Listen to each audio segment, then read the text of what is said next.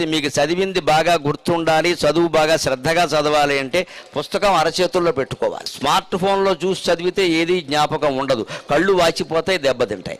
అచ్చు పుస్తకంలో చూసి చదివితే కొంత గుర్తుంటుంది. అంతకంటే కూడా గొప్పది మీరు గుర్తుంచుకోవాలి, పరీక్షల్లో వస్తుంది ముఖ్యమనే విషయాన్ని మీ చేతి దస్తూరితో మీరు వేరే నోట్స్లో రాసుకోవాలి. ఆ నోట్స్ని చేతుల్లో పెట్టుకుని చదువుకుంటే పరీక్షల్లో మర్చిపోవడం అనేది జరగదండి. విజయ సూత్రాల్లో ఇది మొదటిదిగా గుర్తుపెట్టుకో. ఊరికి ఆల్ ఇన్ వన్ అనడం, ఓ పుస్తకం కొనేయడం, అందులో మళ్ళీ మాస్టర్ దగ్గరికి వెళ్ళి అందులో ఇంపార్టెంట్ అనడం, మళ్ళీ ఇంపార్టెంట్ కూడా చెప్పక వెరీ వెరీ వెరీ, ఇంక వీరికి అర్థం లేదు. ఇంకా ఈవేళ మాస్టర్ అంటే పాఠాలు చెప్పేవాడు కాదు, కర్మగారు ఇంపార్టెంట్ చెప్పేవాడు అయ్యాడు.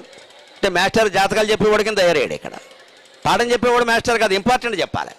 మాస్టర్ ఇంపార్టెంట్ చెప్పడం మాస్టర్ పని అండి. ఆలోచించండి, పుస్తకంలో ఇంపార్టెంట్ కానిది ఉంటుందా? ప్రపంచంలో అనేక విషయాలు ఉంటే మన పాఠం కింద కొన్ని విషయాలు పెట్టారంటే ఇంపార్టెంట్ కాబట్టే కదా. పుస్తకం అంతా ఇంపార్టెంటే.